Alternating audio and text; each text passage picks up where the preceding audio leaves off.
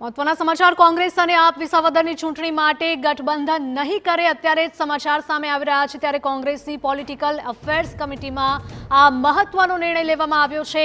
વિસાવદર અને કડીમાં કોંગ્રેસ પોતાનો ઉમેદવાર ઊભો રાખશે।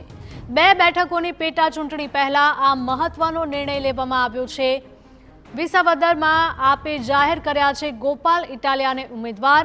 હરિયાણામાં આમ આદમી પાર્ટીએ પોતાના ઉમેદવાર ઊભા રાખી કોંગ્રેસને નુકસાન કર્યું। આ સાથે જ ગઠબંધનને કારણે વર્ષ 2024ની લોકસભામાં ભરૂચ ભાવનગર બેઠક આમ આદમી પાર્ટીને અપાઈ હતી। વિધાનસભામાં આમ આદમી પાર્ટીએ હવા ઊભી કરી કોંગ્રેસના મત તોડ્યા હતા। ગુજરાત ત્રીજો મોરચો સ્વીકારતો ન હોવાથી કોંગ્રેસ પોતાના ઉમેદવાર ઊભા રાખશે।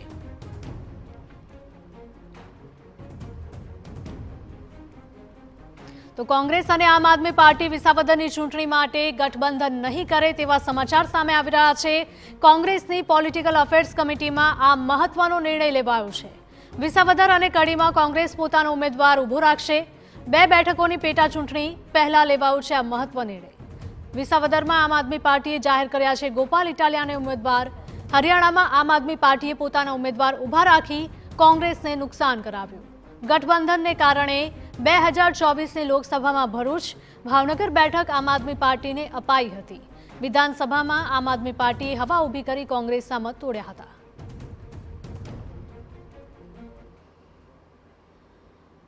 લેવાનો છે ત્યારે આજે પોલિટિકલ અફેર્સ કમિટીમાં વિસ્તૃત ચર્ચાઓના અંતે ભૂતકાળના બધા જ ઇતિહાસો તપાસ્યા પછી એક સર્વસંમત મત ઊભો થયો હતો કે ગુજરાતના મતદાતાઓ ક્યારેય ત્રીજી પાર્ટીને મત નથી આપતા।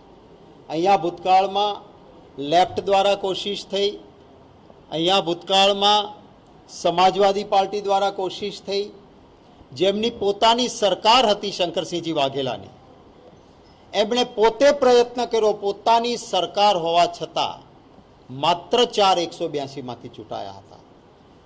સ્વર્ગસ્થ ચિમનભાઈ પટેલે મને કહેલું હતું જ્યારે કોંગ્રેસમાં મર્જ થયા ત્યારે કે મેં અલગ પાર્ટી બનાવીને પ્રયત્ન કર્યો, પટેલોનો પાવર, મારી સમજણ, રાજકીય કુને બધું, પરંતુ ગુજરાતી મતદાર ત્રીજી પાર્ટીને મત આપતો નથી અને એટલે મેં નિર્ણય કર્યો કે પાછું કોંગ્રેસમાં જ વિસર્જન કરીશ। ચાણક્ય કહેવાતા પોલિટિક્સના। એટલે આમ આદમી પાર્ટીને એક હવા ઊભો કરીને 11% મતો તોડીને કોંગ્રેસ પાર્ટીને જબરજસ્ત નુકસાન કર્યું એમણે, પરંતુ ગુજરાતી મતદાતાએ એમ છતાં વધારે મતો તો કોંગ્રેસને જ આપ્યા। મુખ્ય વિરોધ પક્ષ એ કોંગ્રેસ પાર્ટી જ રહી છે। આ સંજોગોમાં વિસ્તૃત ચર્ચાના અંતે ગુજરાતીઓના હિતમાં કોંગ્રેસ પક્ષે નક્કી કર્યું છે કે વિસાવદર અને આ બંને બેઠકો કોંગ્રેસ પક્ષ પોતાના સિમ્બોલ પર મજબૂતીથી જીતવા માટે લડશે। અને હું વાલા ગુજરાતીઓને વિનંતી કરીશ કે આપ અમારી આ જે ગુજરાતીઓના હિત માટેની લડત છે ત્યારે એક મજબૂત વિરોધ પક્ષ અત્યારે બને એટલા માટે બંને જગ્યાએ કોંગ્રેસને મતદાતાઓ મત અને આશીર્વાદ આપે અને 2027માં સેવાની સાધના માટે આજે મજબૂત વિરોધ પક્ષ બનવા માટે આ બંને સીટ જીતાડો।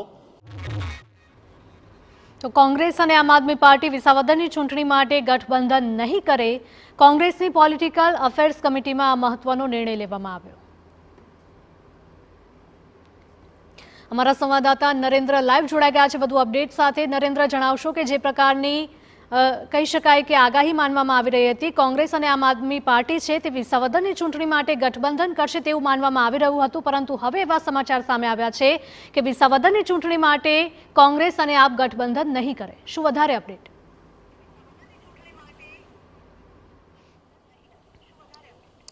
હજી ખૂબ જ મહત્વનો નિર્ણય કોંગ્રેસ દ્વારા લેવામાં આવ્યો છે અને એના જ કારણે આ એક નિર્ણયથી ગુજરાતમાં આમ આદમી પાર્ટી અને કોંગ્રેસનું જે ગઠબંધન હતું એ ગઠબંધન તૂટતું જોવા મળી રહ્યું છે, કારણ કે આમ આદમી પાર્ટીએ અગાઉથી જ પોતાનો કેન્ડિડેટ છે વિસાવદર માટે જાહેર કરી દીધા હતા અને ત્યારે પણ કોંગ્રેસ દ્વારા એ સ્પષ્ટ કરવામાં આવ્યું હતું કે આમ આદમી પાર્ટી જો ગઠબંધન ઈચ્છતું હોય તો એમને ગઠબંધન ધર્મ નિભાવવો જોઈએ. એમને કોંગ્રેસ સાથે કોઈ પણ પ્રકારની ચર્ચા નથી કરી અને ચર્ચા કર્યા વગર જ પોતાના કેન્ડિડેટની જાહેરાત એમના દ્વારા કરી દેવામાં આવી હતી અને ત્યારથી લઈને એ શક્યતાઓ દર્શાવવામાં આવી રહી હતી કે કોંગ્રેસ આ ચૂંટણીમાં પોતાને લઈને નિર્ણય લે એ પ્રકારની શક્યતા છે. અને આજે જ્યારે પોલિટિકલ અફેર કમિટીની બેઠક મળી હતી કોંગ્રેસની ત્યારે આ એક મહત્વપૂર્ણ નિર્ણય કોંગ્રેસ દ્વારા લેવામાં આવ્યો છે. શક્તિસિંહ ગોહિલે પણ જે મીડિયા સાથેની વાતચીત થઈ હતી એમાં સ્પષ્ટ કર્યું હતું અને ભૂતકાળના તમામ સંદર્ભો એમના દ્વારા આપવામાં આવ્યા અને એમાં એમને કહ્યું હતું કે ગુજરાત ક્યારેય ત્રીજા પક્ષને સ્વીકારતું નથી. જરૂરથી છેલ્લી જે 2022ની વિધાનસભાની પાર્ટીએ કોંગ્રેસ કેટલીક બેઠકો આપવા માટે પણ તૈયાર હતું, પરંતુ કોંગ્રેસની સામે આમ આદમી પાર્ટીએ ફૂલ ફોર્સમાં પોતાના કેન્ડિડેટ ઉભા રાખ્યા હતા અને એના કારણે કોંગ્રેસને હરિયાણામાં નુકસાન થયું હતું અને એ જ પ્રકારની સ્થિતિ 2022માં પણ જોવા મળી હતી. પરંતુ ભવિષ્યમાં આમ આદમી પાર્ટીના જો કેન્ડિડેટ વધે, કારણ કે વિસાવદર એક એવી ચૂંટણી છે કે જ્યાંથી ખેડૂતો અથવા તો સરકાર સામે મત પડતા કેટલીક ચૂંટણીઓમાં જોવા મળ્યા હતા અને એ સ્થિતિમાં જો કેન્ડિડેટ આમ આદમી પાર્ટીનો જીતી જાય તો ભવિષ્યમાં કોંગ્રેસને નુકસાન થઈ શકે અને એ જ બાબતને ધ્યાનમાં રાખીને આમ આદમી પાર્ટી સામે એટલે કે વિસાવદરની વિધાનસભાની જે પેટા ચૂંટણી છે એમાં કોંગ્રેસે પોતાના ઉમેદવાર ઉભા રાખવાની એક મહત્વપૂર્ણ જાહેરાત કરી છે અને આ જાહેરાત સાથે જ આમ આદમી પાર્ટી સાથેની જે સમજૂતી અથવા તો ગઠબંધન ગુજરાતમાં હતું એ તૂટતું જોવા મળ્યું છે. કારણ કે છેલ્લે વાવ વિધાનસભાની જ્યારે ચૂંટણી થઈ હતી ત્યારે આમ આદમી પાર્ટીએ જાહેરાત કરી હતી કે તેઓ પોતાના ઉમેદવાર એટલા માટે નતા ઊભી રાખી રહ્યા કારણ કે ભારતીય જનતા પાર્ટી પાસે એક મજબૂત એમની સામે વિપક્ષ ઊભો થાય એ બાબતને ધ્યાનમાં રાખીને નતા રાખ્યા, પરંતુ કોંગ્રેસે વિસાવદરમાં પોતાના ઉમેદવાર ઊભા રાખશે પ્રકારની જાહેરાત કરી દીધી છે. જી નરેન્દ્ર, માહિતી બદલ આપનો આભાર.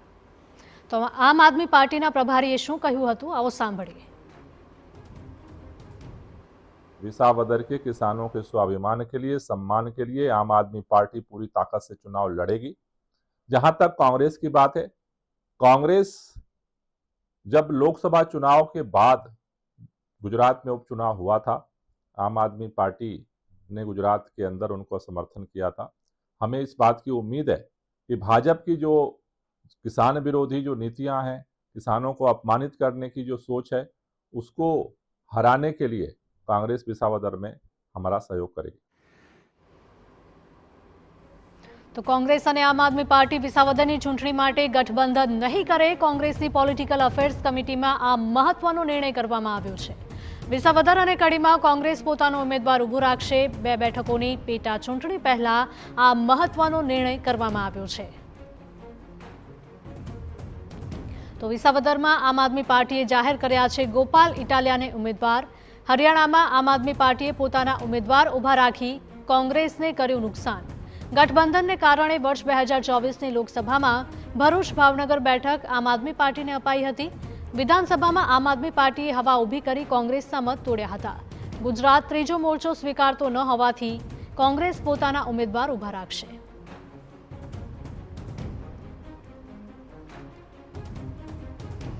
તો કોંગ્રેસ અને આમ આદમી પાર્ટી વિસાવદરની ચૂંટણી માટે હવે ગઠબંધન નહીં કરે. કોંગ્રેસની પોલિટિકલ અફેર્સ કમિટીમાં આ મહત્વનો નિર્ણય કરવામાં આવ્યો છે. વિસાવદર અને કડીમાં કોંગ્રેસ પોતાનો ઉમેદવાર ઊભો રાખશે. 2 બેઠકોની પેટા ચૂંટણી પહેલા આ મહત્વનો નિર્ણય કરવામાં આવ્યો છે. વિસાવદરમાં આમ આદમી પાર્ટીએ જાહેર કર્યા છે ગોપાલ ઇટાલિયાને ઉમેદવાર.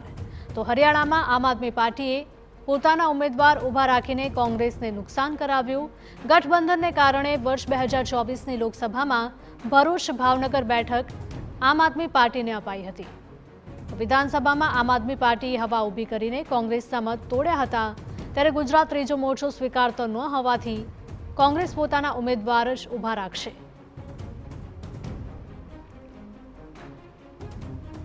તો કોંગ્રેસ અને આપ વિધાનસભા વિસાવદરની ચૂંટણી માટે હવે ગઠબંધન નહીં કરે. પહેલા એવું માનવામાં આવી રહ્યું હતું કે આપ અને કોંગ્રેસ ગઠબંધન કરશે, પરંતુ હવે આ નિર્ણય કરવામાં આવ્યો છે. તો આમ આદમી પાર્ટીના પ્રભારી જોડાઈ ગયા છે ગુલાબસિંહજી. ગુલાબસિંહજી, સ્વાગત છે TV9 ન્યૂઝમાં આપનું.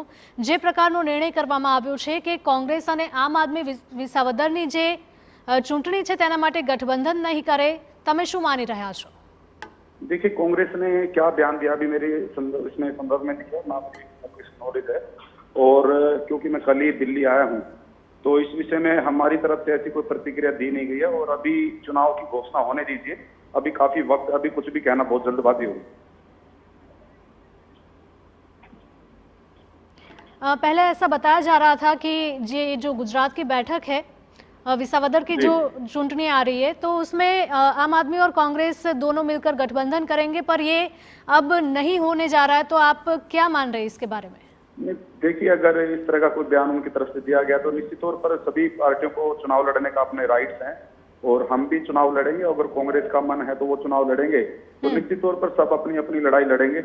और ये तो राजनीतिक परिदृश्य में लगातार चलता रहता है, और कभी गठबंधन होते हैं, कभी नहीं होते हैं। तो ये परिस्थिति के ऊपर निर्भर करता है, और मुझे लगता है कि अभी चुनाव घोषणा हुई थी, तो अभी बहुत ज्यादा कुछ कहना जल्दबाजी होगी। बिल्कुल, ऐसा भी माना जा रहा है कि गुजरात में तीसरी पार्टी का कोई महत्व नहीं दिया जाता, तो आम आदमी पार्टी को अपनी जगह बनानी होगी गुजरात में, तो उसके लिए क्या करना पड़ेगा?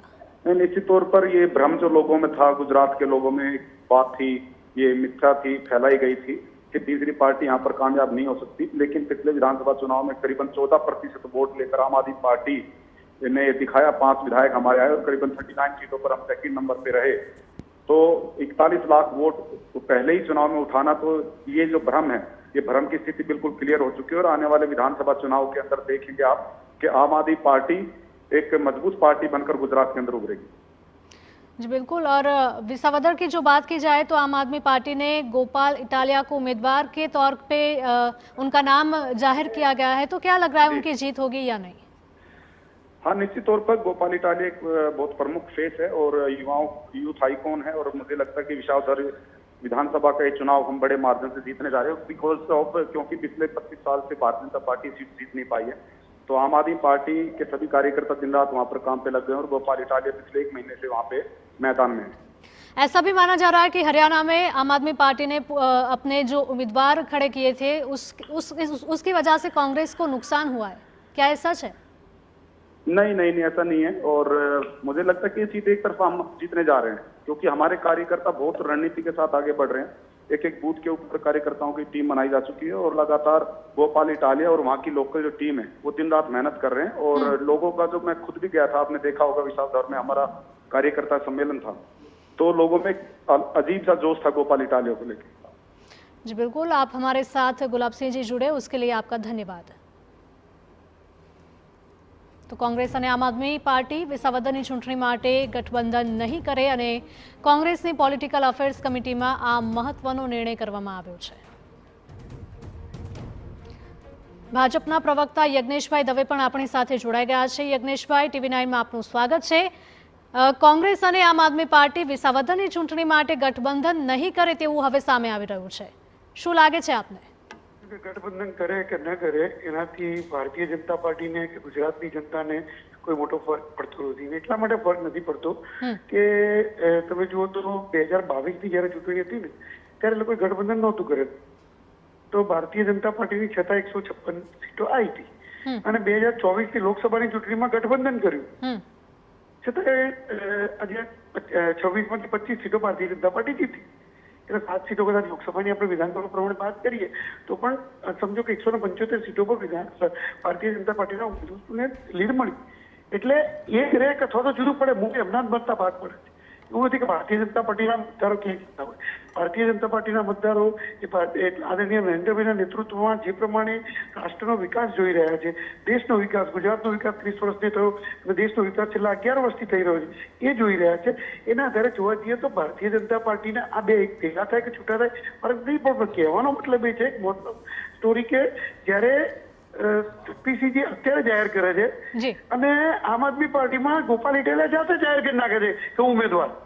બિલકુલ, ભાજપ આ મોટો ફરક એ છે। બીજું, એક બાજુ બંને જણા ઇન્ડિયા ગઠબંધનના બંને ભાગીદારો ગણાવે છે કે અમે ઇન્ડિયા ગઠબંધનમાં છીએ, અને ગોપાલ ઇટાલિયા તો કોઈને પૂછ્યા કરે ના, પોતાના નેતૃત્વને પૂછ્યા કરે એને જાહેરાત કરી દીધી કે ઉમેદવાર। આ બધું જે ખરું એ જેને કહેવાય કે કોઈ એથિક્સ નથી હોતા આ પક્ષોના। જે પક્ષો આજે દારૂના ધંધામાંથી, એની કાળી કમાણીમાંથી જો એમનો પક્ષ ચલાવતા હોય અને એ ધંધો કરતા હોય તો એવા પક્ષોના ત્યાંથી ક્યાંથી જોવા જવાના હતા? પ્રજા પણ જોવે છે બધું. યજ્ઞેશભાઈ, ભાજપ પાસે પણ 3 દાવેદારો છે. હવે ભાજપ શું નિર્ણય કરશે, શું લાગે છે તમને?